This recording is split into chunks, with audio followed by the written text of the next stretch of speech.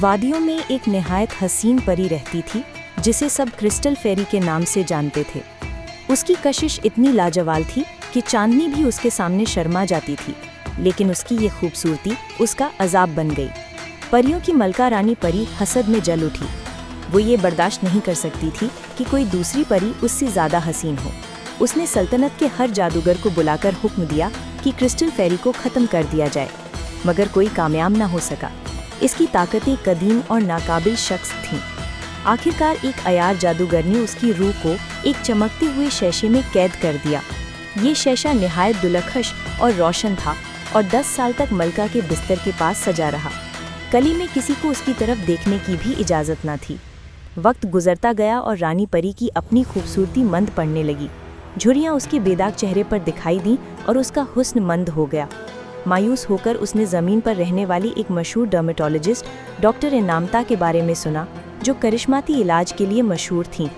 हुस्न के गुरूर में अंधी होकर मलका ने अपने मुहावज़ों को हुक्म दिया कि डॉक्टर इनामता को अगवा कर लाया जाए।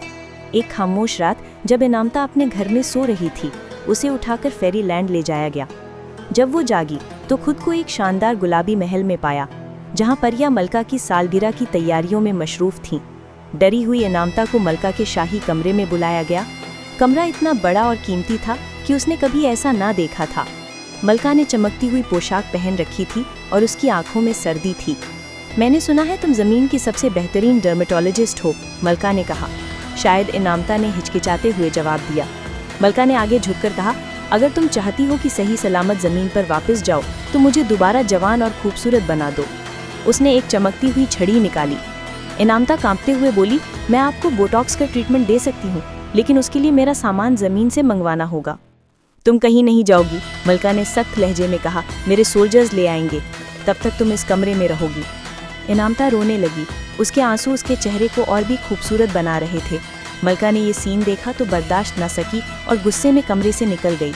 इनामता आहिस्ता से उसके पीछे गई और सुना कि मलके अपने एडवाइज़र से कह रही थी कि जब ये मुझे खूबसूरत बना देगी तो मैं इसे मार डालूंगी, जैसे मैंने क्रिस्टल फेरी को मारा। वो भी बहुत हसीन थी। अब वो हमेशा इस ग्लास में कैद रहेगी, मेरे बेड के पास। ये सुनकर इनामता खौफजदा हो गई। उसकी नज़र उस शानदार शीशे पर पड़ी। उसने आहिस्ता से उसे उठाया और कहा, तो तुम क्रिस्टल फेरी हो। तुम्हारा जुर्म खूबसूरत होना था। मेरा जुर्म ये है कि मैं एक इंसान हूँ जिसके पास जादू नहीं।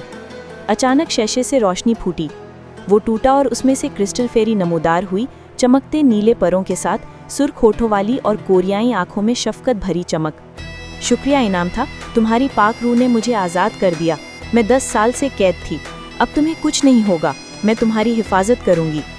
इतने में सोल्जर्स इनामता का सामान ले आए। क्रिस्टल फेरी ने जादू करके सामान को खास बना दिया। अब तुम इलाज शुरू कर सकती हो, उसने कहा। बोटॉक्स के बाद मलका ने आईना देखा और चीख पड़ी। उसका चेहरा काला, झुर्रियों और धब्बों से भरा हुआ था। क्रिस्टल फेरी कमरे में आई और कहा, अब अपनी हकीकत देखो। मलका पागल होकर कले की छत से कूद गई। क्रिस्टल फेरी ने इनामता को गले लगाया और एक जादुई दरवाज़ा खोलकर कहा, ये तुम्हें वापस घर ले जाएगा।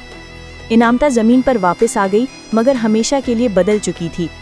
परियों की कहानी ले चलें, सपनों की रानी। चांदनी में जन्म लाए, रोशनी के रंग संभालें, पलकों पे ख्वाब सजाएं, रात के साये में छुपे, दिल की बस्ती में उतरे।